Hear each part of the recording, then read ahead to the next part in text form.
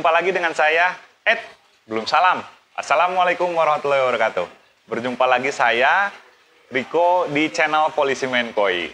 Saya sebagai penghobi ikan koi yang masih awam atau pemula, gitu, ingin membagikan resep, bukan resep masak, tapi terkait tata cara pembungkusan ikan atau biasa disebut dengan melakukan packing ikan. Packing ikan itu sendiri dilakukan apabila si ikan itu akan pertama biasa dilakukan kontes, di ajang kontes, kemudian dilakukan pengiriman. Nah, mungkin banyak yang belum memahami terkait tata cara melakukan pembungkusan ikan. Pertama yang harus kita siapkan, ikan. Ikan harus dalam kondisi sehat. Sehat dalam artian sudah dilakukan karantina, puasa minimal 3 hari sebelum pengiriman. Kemudian kita membutuhkan plastik packing dan karet. Untuk tata cara melakukan packing ikan, pertama yang harus diperhatikan, pertama kondisi ikan, kemudian ketinggian air di plastik packing, dan populasi. Karena untuk dilakukan pengiriman pasti otomatis akan berdampak terhadap ikan, pertama stres. Kemudian tingkat konsumsi oksigen yang di plastik packingan, makanya harus diperhatikan terkait populasi. Dan jarak, ya jarak. Jika jarak dekat, plastik packing mungkin populasi yang sedikit padat, oke lah aman. Tapi jika jarak yang ditempuh itu sangat jauh atau dapat memakan lebih dari 1 kali 24 jam, minimal populasi harus diperhatikan dan kondisi ikan. Ikan harus sehat otomatis, nyampe pun di konsumen, di pembeli, atau di teman kita, gitu, dalam kondisi sehat. Pertama yang harus kita persiapkan, karet dan plastik packing. Plastik packing, kalau jarak dekat, tidak perlu didobel, aman, gitu kan. Tapi untuk jarak jauh, diusahakan dilakukan double layer atau 2 lapis. 2 lapis. Untuk menghindari, pertama kebocoran di lapis pertama, gitu kan. Kemudian kita siapkan dus atau tempat packingnya. Setelah dibungkus menggunakan plastik, bisa kita gunakan styrofoam ataupun dus. Nah, untuk lebih aman sebetulnya menggunakan styrofoam, karena jika terkena air tidak akan hancur. Kalau dus mungkin kena air akan hancur. Tapi lebih efisien atau lebih ekonomis menggunakan dus. Biasanya saya gunakan dus bekas rokok, atau mungkin farm-farm besar sudah menggunakan dus dengan label branding mereka sendiri. Pertama yang kita harus perhatikan, ketinggian air dalam plastik packing. Pertama kita gunting, sesuaikan ukuran ikan dengan plastik packing dan dengan dus packingan.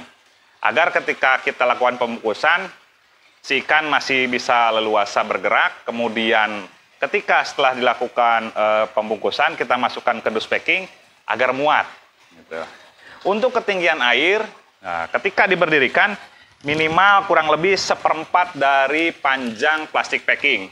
Nah, ketika dilakukan pengikatan atau dilakukan di tali nanti, nah, ketika direbahkan si plastik packing ini, yang penting si punggung ikan atau batas ketinggian air sampai punggung ikan, atau punggung ikan sampai terendam. Jikalau kurang dari punggung ikan akan stres atau akan tingkat konsumsi terhadap oksigennya akan meningkat, atau oksigen di plastik packingan akan cepat habis. Gitu. Jadi usahakan batas air sampai punggung ikan terendam. Kemudian ketinggian air ketika diberdirikan 1/4. Jadi nanti ketika si plastik packingan direbahkan, akan masih ada jeda untuk di mana oksigen itu berada. Nanti kalau sudah 1 kali 24 jam bahkan lebih, oksigen itu akan menipis dengan ditandai dari mengepisnya si plastik packingan. Kemudian yang diperhatikan yaitu terkait sirip ikan. Sirip ikan biasanya sangat tajam sehingga khawatir dapat merusak dari plastik packingan itu sendiri. Bisa kita lihat di sini, mungkin kadang ada yang luka atau seperti apa di bawah dekat anusnya. Kadang ini biasanya suka merusak atau melubangi si plastik packingan. Biasanya para senior atau seller senior, petani senior, biasanya menggunakan karet pentil. Karet pentil itu dimasukkan untuk melindungi si tulang sirip ekor bawah itu tidak menusuk plastik packingan. Oke, kita langsung saja masukkan si ikan. Harus dipastikan ikan yang dikirim harus dalam kondisi sehat dan lincah. Dan populasi, diperhatikan jarak sehingga kita bisa memperhatikan terkait populasi ikan yang berada dalam packingan. Untuk pengiriman, saat sekarang ini saya akan melakukan pengiriman ke daerah, saya berada di daerah Majalengka, Jawa Barat, dan akan melakukan pengiriman ke daerah Jawa Tengah, yaitu tepatnya di Semarang. Dalam satu packingan ini, saya kira mungkin jaraknya tidak akan lebih dari 1 kali 24 jam, karena akan dibawa langsung. Makanya saya isi satu plastik packing ini 3 ekor dengan ukuran ikan kurang lebih 35-40 cm, 3 ekor. Semakin sedikit populasi ikan yang berada dalam plastik packingan, akan semakin lama ikan tersebut bertahan ketika dilakukan pengiriman. Sebaliknya, jika populasi terlalu banyak, maka semakin cepat itu oksigen yang berada dalam plastik packingan akan habis, dan si ikan kehabisan oksigen lalu lewat atau meninggal atau mati biasa disebutnya. Nah, setelah kita masukkan ikan, lalu kita masukkan selang oksigen. Saya gunakan ini double layer atau 2 lapis. Kita masukkan selang oksigen. Kemudian langkah yang selanjutnya, kan di sini ada udara atau yang disebut karbon dioksida harus kita buang terlebih dahulu. Tujuannya agar nanti diisi full oleh oksigen. Jadi kadar oksigennya lebih banyak. Nah, setelah dibuang sisa udaranya, karbon dioksidanya, maka kita atur jarak ketika akan dilakukan packing. Kurang lebih seperti ini jaraknya.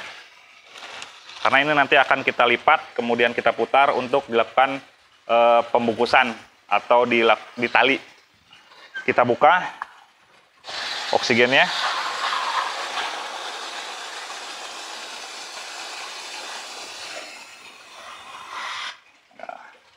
Dirasa cukup, kita cabut selang oksigen.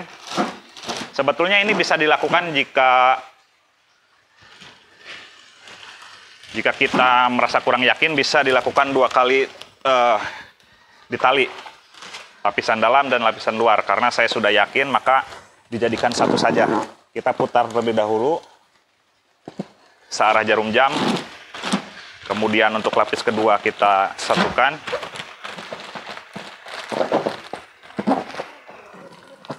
Maka kita putar kembali searah jarum jam.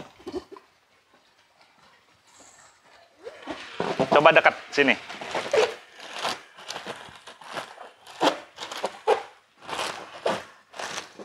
Nah, kita putar, kita pilih.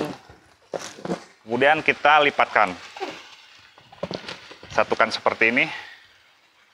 Alangkah lebih baik gunakan karet yang bagus atau memiliki tingkat tarikan yang kuat.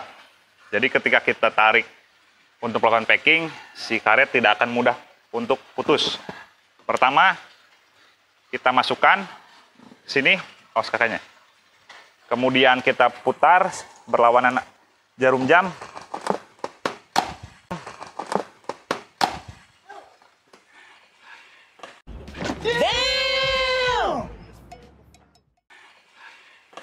Putus ternyata. Nah, kita gunakan lagi. Mungkin saya nariknya terlalu kencang. Nah, putar lagi. Kemudian lipatkan ke tengah. Sini. Kita masukkan lagi ke bawah. Kita putar terus sampai terakhir kita setelah dirasa tidak bisa mengelilingi si plastik itu, kita masukkan. Kita tambah lagi agar kuat satu.